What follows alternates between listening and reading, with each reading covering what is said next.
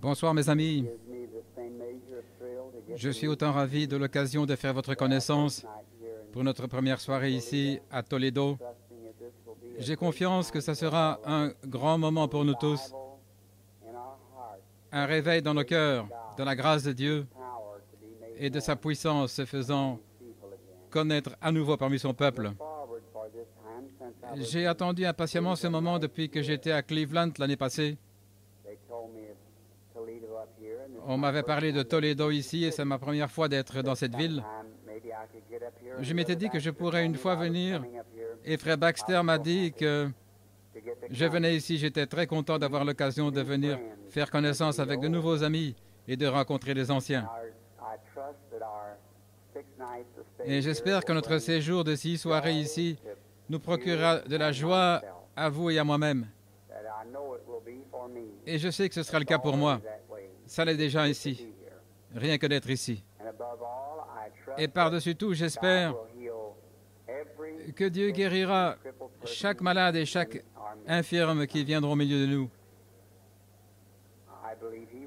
Je crois qu'il le fera. Si seulement nous pouvons avoir foi en lui, l'œuvre est achevée. Et maintenant, je vois qu'il fait très chaud et c'est moite. Mais nous ne pouvons pas contrôler le temps, c'est Dieu qui le fait. Et je suis heureux d'être au service de Dieu et qu'il fasse très froid ou très chaud. Cela importe peu du moment qu'il est là. Il y a un cantique que nous chantions, c'est le ciel pour moi, où que je sois, pourvu qu'il soit là. Et je m'imagine que c'était l'une des plus glorieuses réunions que les enfants hébreux aient jamais eues, quand le Fils de Dieu était venu vers eux dans la fournaise ardente, sous cette chaleur-là. Et partout où il est, que ce soit dans la chaleur ou dans l'effroi, comme Daniel, la fosse au lion, où que ce soit, c'est le ciel, là où est Jésus. Et il nous a promis que peu importe la petitesse de notre Église, là même où 2 ou 3 sont assemblés en mon nom, je serai au milieu d'eux. Ainsi, dans cette assemblée ce soir, de peut-être 2000 personnes, je suis sûr qu'il accomplit sa parole d'être avec nous. Eh bien, si nous pouvons trouver grâce à ses yeux, je crois qu'il se manifestera à nous et nous fera savoir qu'il est ici par sa présence surnaturelle, peut-être dans des sphères qui peuvent paraître un peu étranges à certains d'entre nous. Mais Jésus-Christ est le même hier, aujourd'hui, éternellement. Et sa puissance est illimitée. Et sa présence est toujours là. Maintenant, pour un soir d'ouverture, m'entendez-vous très bien? Est-ce que l'acoustique, là au fond, m'entendez-vous bien? Pouvez-vous lever la main? C'est bien. Très bien. Maintenant, je ne suis pas un très bon... Avoir une très bonne voix, peut-être qu'on est sur le point d'augmenter un petit peu. Frère Baxter a pratiquement assez de voix pour nous deux. Alors, on doit diminuer le volume pour lui et l'augmenter pour moi.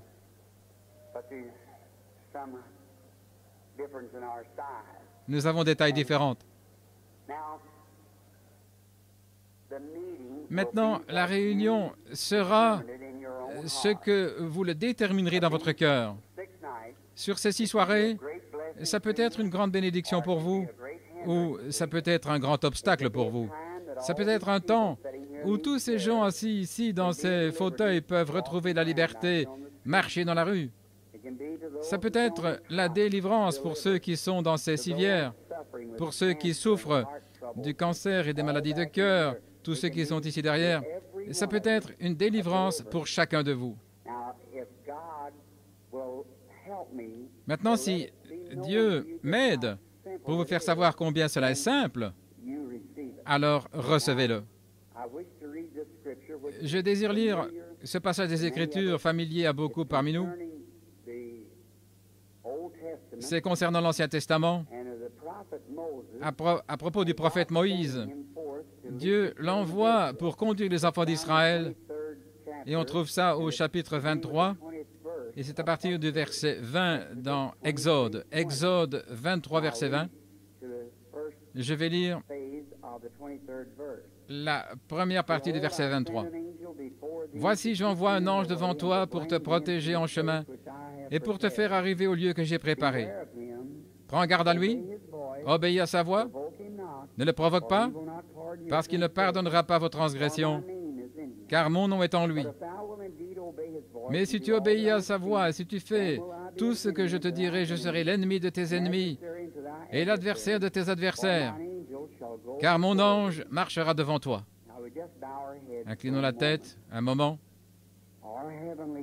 Notre Père céleste, cela ravit nos cœurs ce soir de savoir que tu es encore Jéhovah, le même Père céleste qui était au commencement.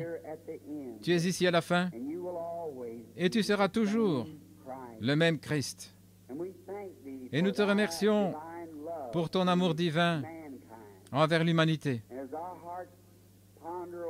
Et alors que nos cœurs méditent sur ce sujet ce soir, nous nous rappelons qu'un jour, nous étions étrangers, séparés de Dieu, sans miséricorde, sans Dieu, sans Christ, étrangers dans le monde, étrangers à Dieu, sans justice. Mais au temps convenable, alors que nous n'avons rien eu à faire avec cela, Christ, par son amour, mourut, lui, l'innocent pour les coupables, nous amenons maintenant à la pleine connaissance, à la stature des fils de Dieu. Ce que nous serons n'apparaît pas encore, mais nous savons que nous le verrons, car nous aurons un corps semblable à son propre corps glorieux. Nous le verrons tel qu'il est, libre de maladie, libre du péché, libre de la mort. Oh, combien nous gémissons dans notre esprit d'être revêtus de ces corps immortels. Mais Père, pendant notre voyage, ce pèlerinage de la vie, criant à gauche et à droite, jetant la bouée de sauvetage, amenant les autres à la connaissance de la grâce salvatrice du Fils de Dieu, nous avons besoin de ton aide. Nous avons besoin, et nous savons que tu as pourvu à une voie pour cela.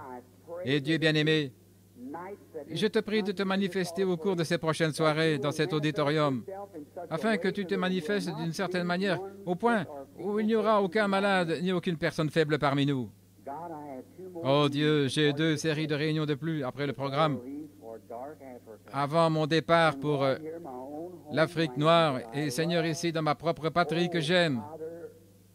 Oh Père Dieu, déverse tes bénédictions d'une double portion. Accorde-le, Seigneur. Et ce soir, dans cette ville où nous sommes venus pour la première fois, que les mains de ton Saint-Fils soient étendues avec tendre miséricorde et qu'elles embrassent chaque malade, chaque pécheur et les amènent à toi, Seigneur, pour le salut et la guérison. Et que l'ange de Dieu, qui m'a nourri depuis le jour de ma venue sur terre et qui est ici ce soir, manifeste Christ à l'audience d'une telle manière que rien ne manquera dans la réunion. Que la foi soit si élevée qu'elle prédomine sur chaque maladie et chaque affliction dans la salle. Et que le nom du Seigneur Jésus soit magnifié dans cette ville au point qu'éclatera un réveil à l'ancienne mode qui partira de cette ville jusque dans tous les pays, accorde le Seigneur, juste avant la venue du juste, celui dont nous attendons impatiemment la venue. Aide-moi, Seigneur, les quelques moments qui viennent maintenant, alors que je parle à l'assistance, donne-moi les paroles qui encourageront la foi. Nous le demandons au nom de ton Fils, Jésus, notre Sauveur. Amen.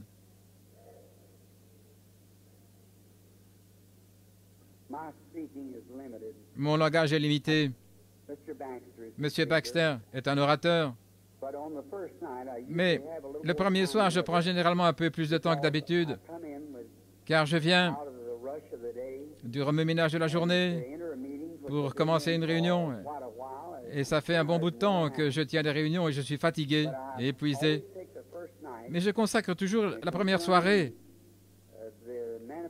à la manifestation de l'Esprit, afin que je puisse le dire personnellement aux gens. Et je demande à mon assistance chaque premier soir de bien vouloir m'aider Alors que j'essaie ce soir d'amener les gens, premièrement, à voir l'arrière-plan de tout ce que cela signifie.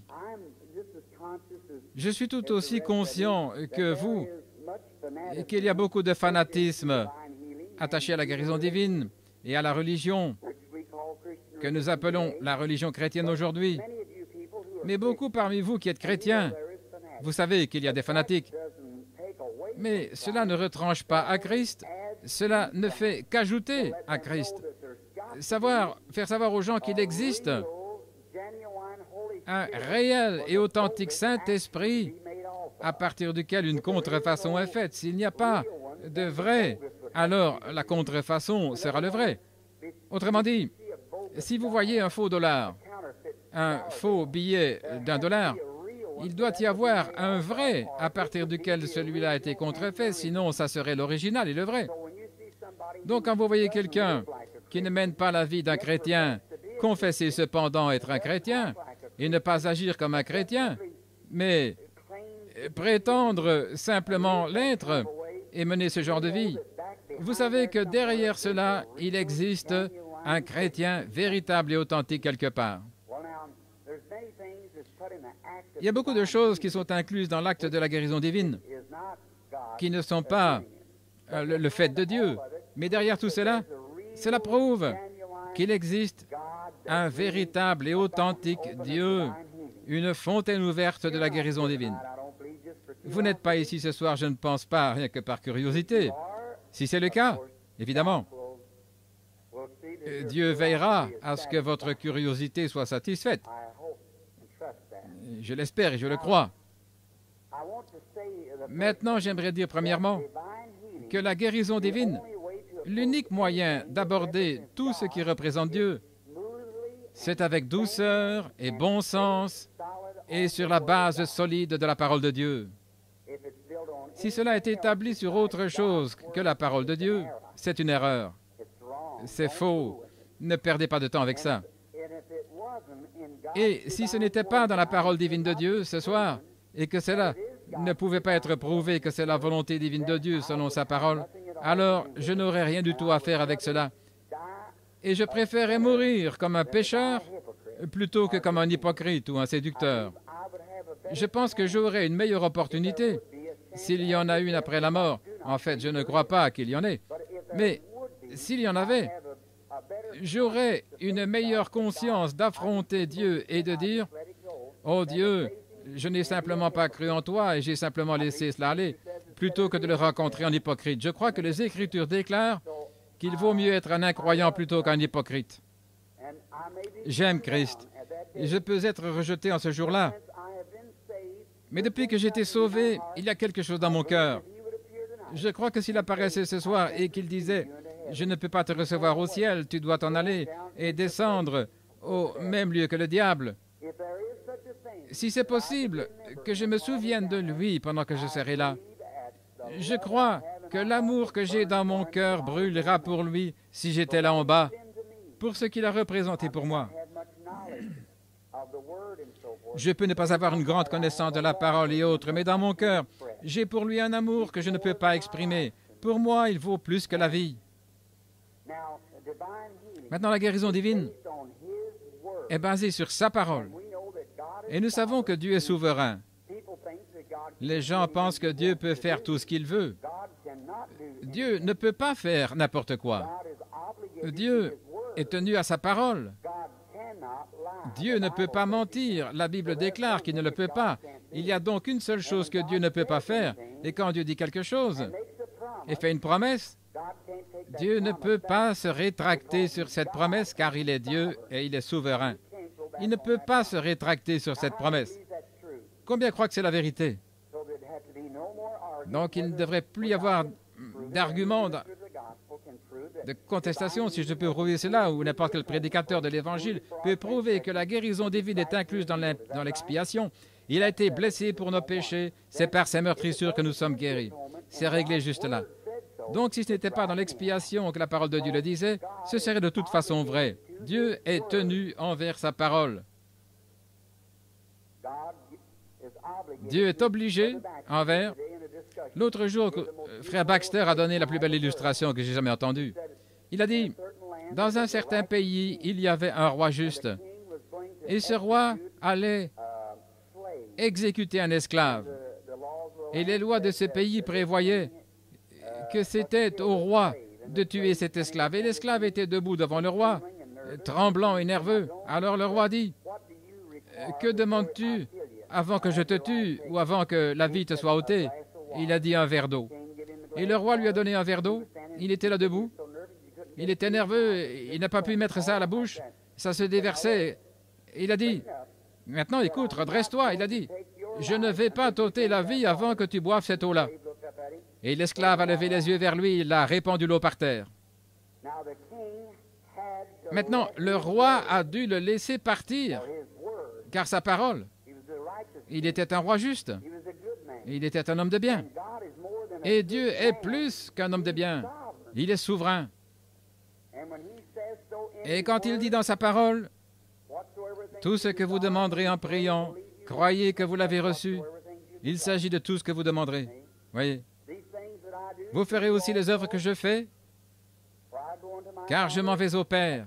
C'est vrai, il ne peut pas se rétracter là-dessus. C'est vrai, Dieu a fait la promesse. Il a été blessé pour nos péchés et par ses meurtrissures, nous avons été guéris. C'est vrai. Maintenant, juste brièvement maintenant, quand Jésus-Christ, il est venu ôter le péché. Vous le croyez, n'est-ce pas? Très bien. Maintenant, la maladie est un attribut du péché. Avant d'avoir commis le péché, nous n'avions pas de maladie. La maladie est venue après le péché comme un attribut du péché. Nous le savons tous. Toute maladie, ce ne sont peut-être pas vos péchés à vous, c'est soit direct ou indirect. Il se peut que vous ayez hérité ça quelque part, la faiblesse d'un membre de votre famille qui avait péché, et cela s'est transmis, comme il est dit, chaque génération devient plus faible, mais cela est causé soit directement, soit indirectement par le péché. Quand Jésus, un exemple, si un gros serpent était ici ou quelque chose d'immense me saisissait par le flanc avec sa patte et me faisait mal avec sa patte, eh bien, ce n'est pas nécessaire pour moi de couper la patte de cet animal-là. Mais si quelque chose le frappe à la tête et tue la tête, cela le tuera entièrement. Et quand Jésus a fait l'expiation pour le péché, il a tué le péché et chacun de ses attributs. Il a tué le serpent à la tête. Croyez-vous cela? Eh bien, c'est vrai. Alors, s'il a fait l'expiation pour le péché, il a fait l'expiation pour la maladie, parce que la maladie est secondaire. C'est un attribut du péché. Nos inquiétudes, nos ennuis, nos peurs, et toutes ces choses sont des attributs du péché.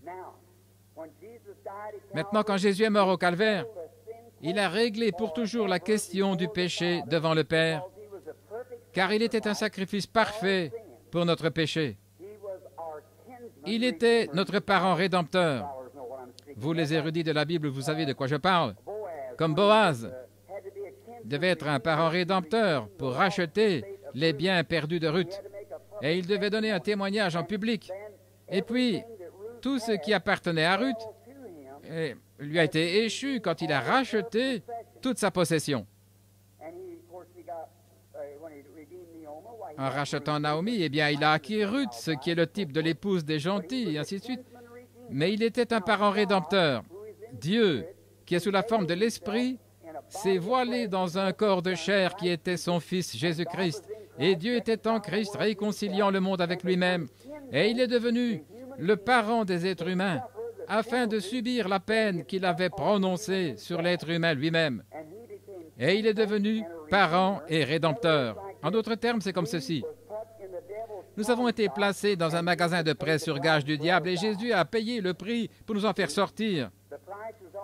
Le prix est déjà payé. Quand Jésus est mort au calvaire, il a sauvé chaque pécheur qui était dans le monde ou qui pourrait jamais être dans le monde en ce qui concerne Dieu. Maintenant, Vous n'avez pas été sauvé il y a 10 ans, ou il y a 2 ans, ou il y a 3 ans. Je n'ai pas été sauvé il y a 17 ans. J'ai été sauvé il y a 2000 ans. Mais j'ai accepté cela il y a 17 ans. Jésus n'est pas descendu mourir juste pour moi ou mourir juste pour vous. Il a réglé la question du péché. Mais cela ne nous fera jamais un quelconque bien avant que nous l'acceptions. Il s'agit de votre acceptation comme votre sauveur personnel. Et c'est par la foi que vous recevez cela et que vous le croyez. Dans Hébreux 3:1, la Bible déclare qu'il est le souverain sacrificateur de notre confession. Il est assis à la droite du Père, intercédant pour nous sur base de notre confession. Maintenant, rappelez-vous, ce n'est pas combien vous criez, combien vous vous repentez, ce n'est pas combien fort vous pouvez crier à Dieu, ce n'est pas combien vous pouvez être sincère, c'est votre foi que vous avez quand vous venez à lui. Il ne vous sauve pas sur mérite de votre prière, il ne vous sauve pas sur mérite de votre justice, il vous sauve sur la base des mérites de votre foi. C'est par la foi que vous êtes sauvés au moyen de la grâce. Vous venez à l'autel, conscient d'être un pécheur, et vous regrettez vos péchés, vous vous repentez de ce que vous avez fait, et vous pouvez rester là et crier semaine après semaine. Et cela ne vous sauvera jamais tant que vous ne croyez pas dans votre cœur que vous êtes sauvé. Est-ce vrai? Et alors vous le confessez. Il ne peut rien faire pour vous avant que vous le confessiez. Est-ce correct? Parce qu'il est le souverain sacrificateur de conjonction de votre confession. Il ne peut rien faire. Si vous me confessez devant les hommes, je vous confesserai devant le Père. Est-ce vrai? Ce que vous dites que j'ai fait ici pour vous, c'est ce que je dirai au Père, ce que j'ai fait pour vous. Il est le souverain sacrificateur. Comprenez-vous ça, jeunes gens? Le souverain sacrificateur de votre confession. Il est assis ici intercédant sur base de ma confession et j'ai le droit de confesser qu'il a fait pour moi tout ce qui relève des bénédictions rédemptrices. Vous y voilà. Quelles étaient les bénédictions rédemptrices? Il a été blessé pour nos transgressions, brisé pour nos iniquités. Le châtiment de notre paix est tombé sur lui et par ses meurtrissures nous sommes guéris. C'est la possession de chaque croyant. C'est à moi. Savez-vous ce que je découvre dans mes voyages? Je dis ceci avec humilité. Je trouve deux catégories de gens. L'une, ce sont les fondamentalistes, l'autre, les gens du plein évangile. Ce sont tous les deux des catégories de braves gens. Mais voilà le problème. Les fondamentalistes savent ce qu'ils sont côté position en Christ, mais ils n'ont pas assez de foi pour exercer cela. Et les gens du plein évangile ont beaucoup de foi, mais ils ne savent pas ce qu'ils sont. C'est vrai. C'est juste comme un homme qui a beaucoup d'argent à la banque, mais qui ne sait pas comment remplir un chèque. Et l'autre n'a pas d'argent à la banque, mais il sait remplir un chèque. Si jamais je peux les rassembler, si vous savez que vous êtes un fils ou une fille de Dieu et qu'une provision a été versée au calvaire, vous avez un chéquier en main. Écrivez-y tout ce que vous voulez. Dieu a promis de s'en occuper. C'est en banque, la provision a été versée au calvaire. Votre salut, le baptême du Saint-Esprit, vos ennuis et tout, c'est parti. Et chacun de vous peut être parfaitement rétabli, car votre rédemption est déjà acquise devant Dieu. Et il est assis à la droite de Dieu pour intercéder sur base de votre confession. Je suis un baptiste, mais je suis un baptiste pentecôtiste. J'ai le Saint-Esprit. Cela donc a peu changé mes habitudes. Mais regardez, frère, cela me pousse pratiquement à crier, de penser que j'ai droit à tout ce pourquoi il est mort. Il a approvisionné le compte au calvaire et il me donne un chéquier. Il a écrit, il a dit, écris tout ce que tu veux, je m'en occuperai. Envoie-le-moi simplement. Oh là là, c'est merveilleux. Le voilà. Eh bien, comment être sauvé? Présentons cela à la manière des enfants afin que chaque croyant, peu importe ce que vous êtes, de quelle église vous êtes membre, et votre pasteur, s'il est un homme juste, il vous dira que vous ne pouvez être sauvé que par la foi, pas par les œuvres, par la foi. Donc, vous croyez qu'il vous a sauvé. Premièrement, cela vient du cœur.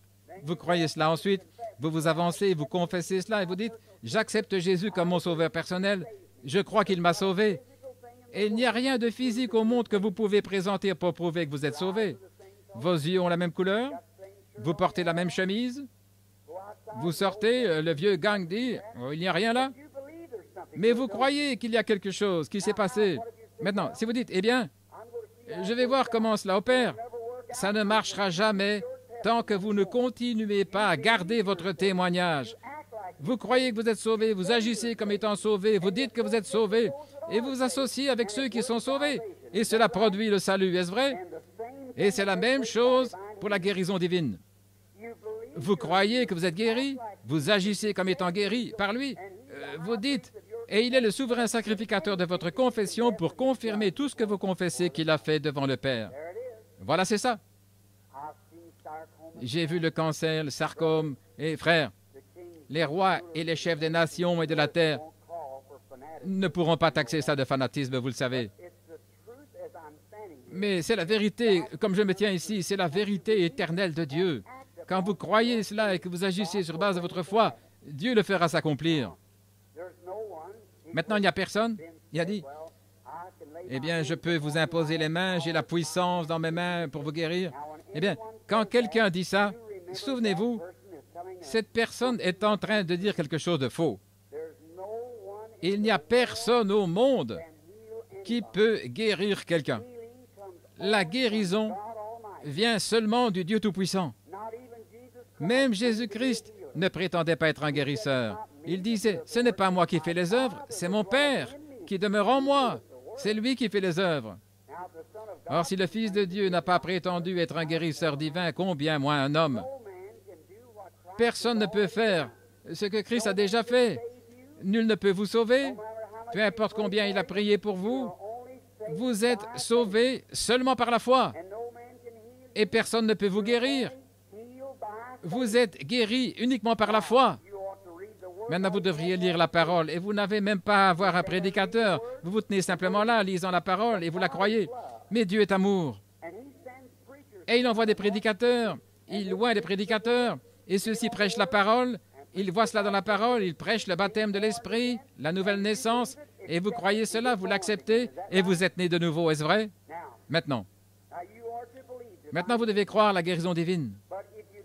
Mais si vous ne croyez pas la guérison divine, alors Dieu envoie des ministres pour prêcher la guérison divine. Vous l'acceptez, vous le croyez, vous êtes guéri. Eh bien, comme ces œuvres qui se passent depuis plusieurs années, Dieu, dans sa miséricorde, a fait autre chose pour nous, c'est-à-dire qu'il envoie son ange depuis la gloire pour manifester à son peuple le don prophétique de Dieu qui seul peut susciter la foi, l'élever au niveau où on peut être guéri ou accepter votre guérison de la part de Jésus-Christ. Maintenant, beaucoup parmi vous savent combien ont déjà entendu l'histoire au sujet de l'ange du Seigneur qui m'est apparu. Faites-moi voir les mains, pratiquement la moitié. Maintenant, chers amis chrétiens, tout le monde comprend maintenant clairement, avant d'aborder ceci et de commencer la ligne de prière, que je ne prétends pas être un guérisseur divin, qu'il n'y a rien du tout que je puisse faire pour vous, mon bien-aimé frère, ma sœur bien-aimée, si ce n'est prier pour vous. Et nul autre homme ne peut vous guérir. La guérison réside uniquement en Dieu. Combien le croient? La guérison réside uniquement en Dieu. Et je dis qu'elle est basée sur la parole de Dieu. Et toujours, la qualité se révèle à l'usage. Il y a tellement de gens qui sont guéris maintenant qu'il n'y a plus de doute, vous le savez. Littéralement des millions depuis les dernières années. Je crois que les dons et les appels sont sans repentance. Vous le croyez aussi. C'est vrai. Je ne crois pas que tout le monde est prédestiné, mais je crois que Dieu a prédestiné certaines choses à arriver, et cela arrivera. De même, je crois dans la grâce de Dieu. Je crois qu'il y aura une Église dans les derniers jours, une Église sans tache ni ride, et je crois qu'elle jouira de la sécurité éternelle devant Dieu et qu'il y aura une Église. Mais maintenant, qui en fera partie, ça je ne sais pas. J'espère que j'en ferai partie et que vous en ferez partie, mais je ne le sais pas, je vis seulement par la foi. Mais je crois qu'il y aura une Église. Elle sera en sécurité, sans tache ni ride. Qui en sont membres, je ne sais pas, mais je crois, conformément aux Écritures, que ce sont tous ceux qui sont nés de nouveau. Maintenant, guérir. Et pour cette mission, je suis né dans l'État du Kentucky, dans les montagnes là-bas, dans une vieille petite cabane en rondin. Mon livre est là derrière, si ça vous intéresse de le prendre, et c'est très bien. Il raconte cette histoire. Et comme je disais, ma famille, très pauvre, autrefois avant, ils étaient des catholiques. Je suis irlandais de part et d'autre. Ma mère est une Harvey et mon père un Branham. L'unique interruption que j'ai eue dans le sang, là du tout, c'est quand mon grand-père a épousé une Indienne d'Oklahoma. Cela a causé une petite interruption, là, un peu de sang de couleur par l'Indien. Maintenant,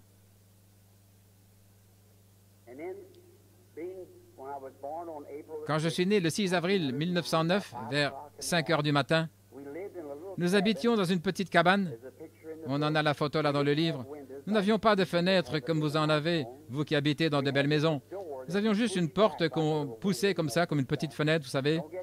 Je ne pense pas que vous tous, vous ayez déjà vu quelque chose de pareil dans cette contrée. Mais une drôle de petite fenêtre qu'on pousse.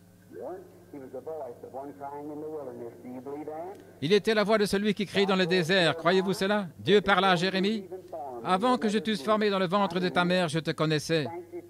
Je t'avais consacré, je t'avais établi prophète des nations avant qu'il fût sorti du sein de sa mère. Croyez-vous cela? Alors vous devez croire à la prédestination. C'est la grâce. Ce n'est pas par un choix, c'est par la grâce de Dieu. L'unique moyen pour moi d'enseigner ceci et de savoir que c'est vrai, c'est par les Écritures. Je ne sais pas. Pourquoi? Plus tard, ça commençait simplement à venir. Ça révélait des choses. Il y a probablement des gens ici de Jeffersonville, de cette petite ville. Des mois avant que des choses arrivent. Mon organisateur à l'estrade, des semaines avant que des choses se produisent, je les vois. C'est tout aussi naturel que vous êtes assis là. Et comme j'étais un prédicateur baptiste, j'en parlais aux membres de mon clergé, à mes anciens et autres. Ils ont dit, « Garde-toi de cela, Billy. N'aie rien à faire avec cela. Cela se passait il y a des centaines d'années. Nous vivons dans un autre âge. » Cela a continué ainsi. Ça devenait plus fort. J'avais une petite église à Jeffersonville. Je n'étais pas pris en charge par l'église. Je travaillais comme garde-chasse de l'Indiana. J'étais un patrouilleur sur les lignes haute tension. J'ai travaillé toute ma vie. Je n'ai jamais prélevé une offrande. Et je travaillais, j'étais pasteur d'une église. Ce n'est pas parce que les gens ne voulaient pas prendre soin de moi, mais j'étais capable de travailler. Et pourquoi ne pas travailler? Des années s'écoulèrent. Peut-être dans quelques jours, je vais essayer de vous raconter cette histoire, peut-être le dimanche après-midi ou un autre moment. Je n'aimerais pas prendre trop de votre temps en vous gardant dans une salle surchauffée, mais je dois vous donner une toile de fond afin que vous sachiez ce qu'il en est. Et j'aimerais que vous le racontiez aux autres. Si vous entendez des critiques, j'aimerais que vous le racontiez aux autres afin qu'ils sachent. Quand je fus converti, cela devint plus qu'avant. Ça avait été prédit, l'inondation de 1937, alors que des centaines de personnes qui se tenaient là se moquaient, avaient détourné la tête. Et il y avait un niveau d'eau de 22 pieds par rapport au niveau des rues. Eh bien, je me suis tenu là. Ils ont dit, ce garçon est devenu fou. Et quelques jours après, il y avait 22 pieds d'eau au-dessus de Spring Street à Jeffersonville. Cela montrait simplement des choses tout au long de la vie. Puis quand j'ai reçu le baptême du Saint-Esprit, cela est devenu plus fort qu'avant. Je n'avais jamais constaté trop cela. Mais un jour, et les gens me disaient, oublie ça. Et j'essayais d'éviter cela. Et je suis allé dans une petite cabane. J'étais scout en chef de la troupe baptiste de Jeffersonville pendant les années. Et là, au camp des scouts, je suis allé là, j'avais une petite cabane, j'étais allé prier. Et parfois, je priais toute la nuit. Et peut-être un jour et une nuit. Et alors que j'étais là, ce soir-là, vers 2 ou 3 heures du matin, je demandais à Dieu de ne plus jamais laisser cela m'apparaître. Et je disais, peut-être que j'agis mal. Et la première fois de ma vie, de jamais comprendre cela pour moi. Et j'ai dit, les gens disaient, eh bien, ça doit être les œuvres du diable. Et alors que j'essayais de m'en débarrasser, alors je pensais, eh bien, écoutez, Les Écritures ne m'étaient jamais venues à l'esprit. Mais quand Jésus est né en Judée, les sacrificateurs et les membres du clergé discutaient tous sur le genre de boutons qu'il leur fallait avoir à leur manteau. Et les mages suivaient une étoile. Cette étoile était passée par-dessus chaque observatoire, chaque planétarium. Personne n'avait vu cette étoile à part ces 3 mages. Est-ce vrai? Vous n'avez aucun écrit là-dessus dans l'histoire. Les croyants et tous marchaient dans les rues de Jérusalem et de Bethléem, mais personne à part les mages n'a vu cela. Cela était envoyé aux mages qui attendaient que l'étoile de Jacob se lève. Pourquoi les sacrificateurs et les saints hommes n'ont-ils pas vu cela? Ce n'était pas pour eux. Et puis, quand j'ai vu, eut l'âge et fut oint par Dieu pour aller accomplir les bonnes œuvres, aussitôt qu'il s'est mis à chasser les démons. Vous savez ce que les sacrificateurs et les membres du clergé ont dit? Il est Belzébul. Il est un démon, ce qui veut dire un spirit. Comme il connaissait ce qui était dans les cœurs des gens, il a dit, il ne faisait que lire leurs pensées.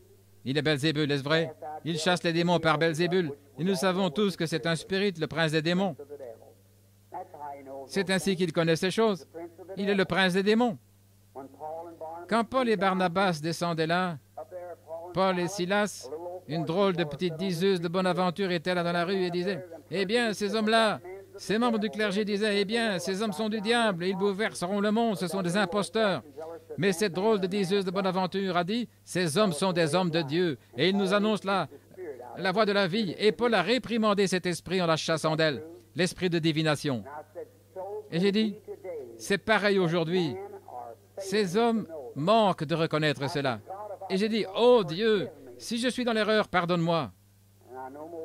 Et aussitôt que j'avais offert ma prière, j'ai vu une lumière briller par terre. J'ai levé les yeux, et là au-dessus, il y avait cette lumière qui tourbillonnait, se tenant toujours là, tourbillonnant. Mais c'était la première fois de toute ma vie. Cela m'a parlé des centaines de fois. Mais cela est venu en marchant et j'ai entendu quelqu'un marcher. J'ai regardé comme ça. Cela m'a effrayé. Cela vous effraierait. Ça s'est avancé, pas une vision, tout aussi naturel que je le suis. Un homme d'environ 90 kilos est venu, il avait les bras croisés. C'était un homme d'apparence forte, au visage paisible, très calme. Il avait des cheveux noirs qui lui retombaient sur les épaules. Un visage lisse, il s'est avancé vers moi, il m'a regardé d'un air pathétique et il a dit « N'aie pas peur. » Quand j'ai entendu cette voix, j'ai reconnu que c'était la même voix qui avait dit « Ne fume pas, ne bois pas. » C'était la même voix. Il a dit « Je suis envoyé de la présence du Dieu Tout-Puissant pour te dire que ta naissance particulière et ta vie particulière, c'est pour indiquer que tu dois prier pour les malades et amener ceci au monde. Si tu amènes les gens à te croire et que tu es sincère, rien ne résistera à ta prière. Et tu iras dans toutes les parties du monde. Des rois, des chefs et des grands hommes viendront pour qu'on prie pour eux. Et de grandes choses, de grands signes, de grandes œuvres s'accompliront. » J'ai dit, « Seigneur, je ne suis pas instruit, j'ai une instruction d'école primaire. Je suis avec les membres de ma famille et nous sommes tous pauvres. Et je ne peux pas prêcher, je ne peux pas. » J'ai dit, « Je n'en serai pas capable. Les gens ne me croiront pas. Je ne pourrai pas contrôler mes mots ni rien. En d'autres termes, si les gens me croyaient. » Il a dit, « Je serai avec toi. » Et j'ai dit, « Mais ils ne croiront pas, Seigneur. » Il a dit, « Comme le prophète Moïse a reçu 2 signes pour confirmer son appel, il te sera donné 2 signes. » Il a dit, « Ces visions que tu as eues au cours de ta vie te seront données. Premièrement, tu tiendras les gens par la main et tu n'auras rien à dire de toi-même. Mais a-t-il dit, il dira aux gens ce qui cloche, les maladies dont ils souffrent. Et s'ils ne croient pas cela, il arrivera que tu leur diras la chose même et le secret de leur cœur. Et par cela, ils croiront. » Et j'ai dit, « Quand cela viendra-t-il? » Vous voyez, je doutais. Il a dit, « Ne comprends-tu pas? » Il a dit, « Concernant Jésus-Christ notre Seigneur. » Quand Philippe trouva Nathanaël et que Nathanaël vint à lui, non pas pour croire, il a dit, « Voici un Israélite dans lequel vous connaissez l'Écriture. » Et Nathanaël a regardé, il a dit, « Comment as-tu connu, Rabbi? » Il a dit, « Avant que Philippe t'appelle, quand tu étais sous l'arbre. » Et il est tombé sur sa face et l'a adoré en disant, « Tu es le Christ. » Pas de télépathie mentale là, pas Belzébul. Tu es le Christ, le Fils de Dieu vivant. Et quand la femme au puits, il lui a parlé un peu, il a capté son attention. Il a dit, « Va, appelle ton mari. » Il est allé droit à son problème. Elle a dit, « Je n'en ai point. » Il a dit, « Tu en as eu 5. » Elle a dit, venez voir un homme qui m'a dit, tout ce que j'ai fait, ne serait-ce point le Christ? Il savait où se trouvait un poisson qui avait une pièce d'argent dans sa bouche. Il ne prétendait pas à faire quoi que ce soit. Quand il passa par la piscine de Bethesda, il y avait des boiteux, des estropiés, des aveugles, des paralytiques, peut-être 10 000. La Bible dit en grand nombre. Il y avait un homme couché là. Il souffrait peut-être de diabète. Il souffrait d'un problème depuis 28 ans et Jésus savait qu'il était couché là. Il a guéri ce seul homme et il a laissé le reste de la foule. Saint Jean 5, est-ce vrai? Et les Juifs l'ont interrogé au verset 19. Écoutez-le. En vérité, je vous le dis, le Fils ne peut rien faire de lui-même, mais ce qu'il voit faire au Père, le Fils aussi le fait pareillement. Mais tout ce que le Père fait, il le montre au Fils. Est-ce correct? Donc Jésus ne faisait rien de lui-même. Il avait des visions sur ce que Dieu faisait et Jésus le faisait. Est-ce vrai? Saint Jean 5, 19. Il y a beaucoup d'autres passages des Écritures qui vont de pair, nous le croyons. Il avait des visions. Par exemple, la résurrection de Lazare. Je te loue, Père, de ce que tu m'as déjà exaucé. Quand on a envoyé le chercher pour venir prier pour lui, il n'a pas répondu, il a continué son chemin. Il a dit, Lazare dort. Il est mort. À cause de vous, je me réjouis de ce que je n'étais pas là, mais je vais le réveiller. Voyez-vous? Cela supposait qu'il savait déjà ce que le Père lui avait dit. Il a dit en ses propres mots qu'il ne faisait rien avant que le Père lui ait montré. L'ange de Dieu a déclaré cela et Jésus-Christ a dit, « Vous ferez aussi les œuvres que je fais. » Croyez-vous cela? Si donc il ne pouvait rien faire, il ne s'attribuait le mérite pour rien, il ne faisait que ce que le Père lui montrait de faire, et ça réglait la question.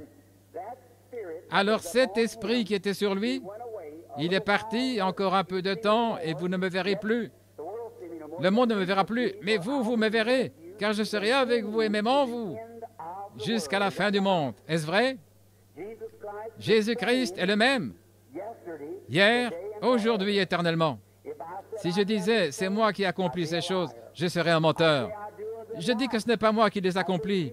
Je dis que Jésus-Christ me les montre par sa grâce souveraine et sa miséricorde souveraine. Non pas pour moi, car ce n'est pas ma guérison, c'est votre guérison.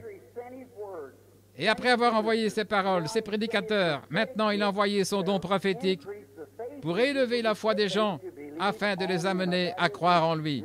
Si ce n'est pas là de la miséricorde, si ce n'est pas là la grâce, je ne sais pas ce que c'est. Maintenant, si je venais vers vous ce soir, écoutez attentivement. Et si je venais vers vous ce soir et que je dise que j'ai l'esprit d'un criminel, John Dillinger, que cet esprit de John Dillinger est sur moi, vous vous attendriez à ce que j'ai de grosses armes, que je sois hors la loi comme lui. Si j'avais son esprit, c'est ce que je ferais. Savez-vous que Dieu ne retire jamais son esprit de la terre? Dieu retire son homme, mais jamais son esprit. Savez-vous cela? Dites, avant qu'il le retire Élie, une double portion de l'esprit d'Élie vint sur Élisée, est-ce vrai? Et plusieurs centaines d'années plus tard, il est venu sur Jean-Baptiste, est-ce vrai? Et il est prédit qu'il reviendra dans le dernier jour, est-ce vrai? Dieu retire son homme, mais pas son esprit. Son esprit reste ici. Quand l'esprit s'en ira, l'Église sera alors partie. Il n'y aura plus de salut, il n'y aura plus de soucis. La miséricorde sera terminée, l'esprit sera parti. Le Saint-Esprit qui était sur les apôtres est ici ce soir. Le même Saint-Esprit. Dieu retire son homme, mais jamais son esprit. Si je vous disais que j'avais l'esprit de ce célèbre hors-la-loi, vous vous attendriez à ce que j'agisse comme lui, que je sois loin comme lui. Si je vous disais que j'avais l'esprit d'un célèbre artiste, vous vous attendriez à ce que j'étende une toile par ici, que je reproduise ces vagues de l'océan et que je les peigne avec des écumes, là, comme un célèbre artiste, si j'avais son esprit. Et si je confesse avoir l'esprit de Jésus-Christ sur nous, nous devrions faire les œuvres que Jésus a faites. Jésus a dit qu'il ne pouvait rien faire avant que le Père lui montre. Quand l'ange du Seigneur est apparu à Moïse, ce n'était pas Moïse, c'était l'ange de Dieu. Qu'était-il quand il était apparu? Une colonne de feu, est-ce vrai?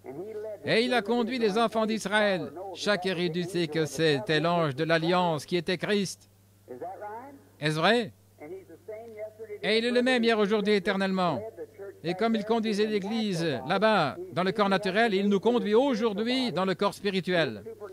Et cet être surnaturel qui a été confirmé par des photos et l'association américaine, des photographes et par les examinateurs et tout, et ce qui est accroché ce soir, c'est l'unique fois qu'un être surnaturel ait jamais été photographié. Nous allons présenter ça plus tard. Il est ici avec nous ce soir.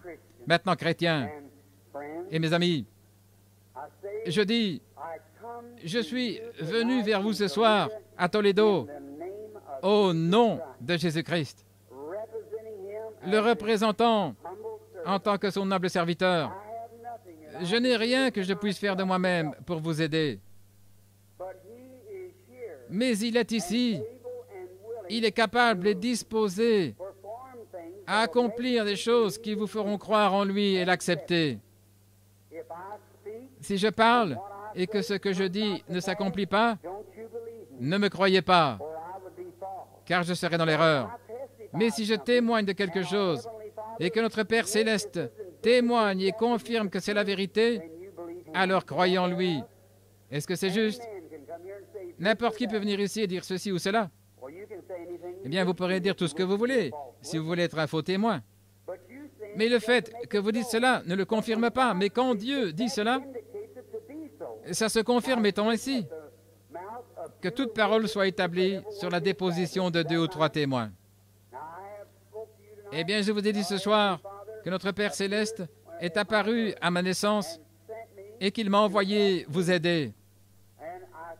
Et je me tiens ici ce soir comme son serviteur pour vous aider. Ça peut ne pas être conforme à vos enseignements théologiques. Généralement, Dieu fait des choses contrairement à la façon dont les hommes se représentent la chose.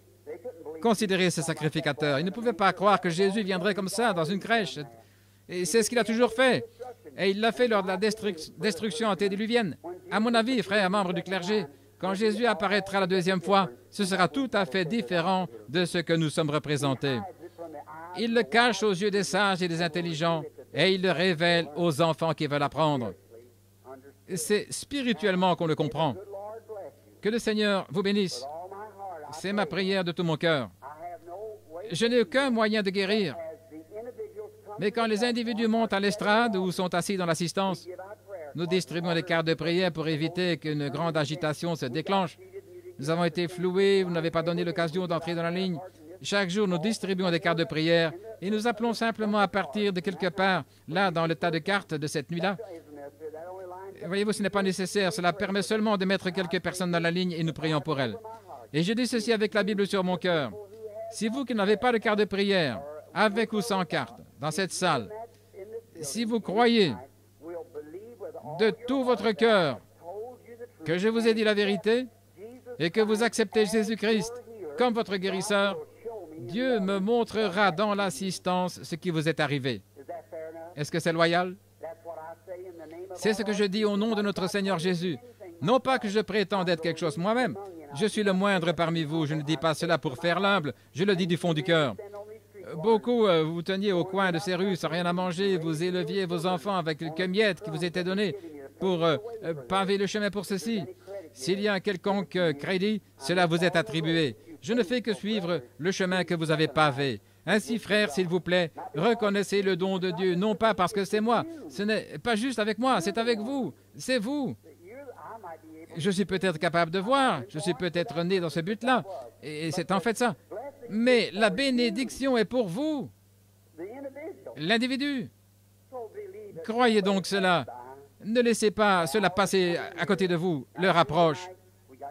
Nous avons juste un temps court. J'aimerais que vous croyiez ceci de ma part. Croyez que je vous ai dit la vérité. Croyez-vous en Dieu le Père? Croyez-vous dans le Fils Jésus-Christ? Croyez-vous dans le Saint-Esprit? C'est merveilleux. Cela fait de vous un chrétien. Mais pour tirer profit de ce don divin, cet ange, c'est peut-être le même qui était sur l'eau de la piscine, je ne sais pas. C'est peut-être le même qui était avec Paul. Quelqu'un a dit, il n'y avait pas d'ange dans le Nouveau Testament, c'est le Saint-Esprit qui conduisait l'Église. C'est vrai. Mes frères, les anges sont toujours des esprits au service dans chaque âge. Croyez-vous qu'il y a des anges dans le Nouveau Testament? Qu'en est-il de Philippe? Qu'est-ce qui lui est apparu? Est-ce le Saint-Esprit ou l'ange du Seigneur qui lui avait dit d'aller au désert de Gaza? L'ange du Seigneur, est-ce vrai? Combien croient que Pierre avait le Saint-Esprit? Était-ce le Saint-Esprit ou l'ange du Seigneur alors qu'on tenait une réunion de prière chez les Jean-Marc qui avait brillé comme une lumière. C'était sur lui comme ça l'a touché, ça a brisé les chaînes, ça l'a fait sortir. C'était l'ange du Seigneur.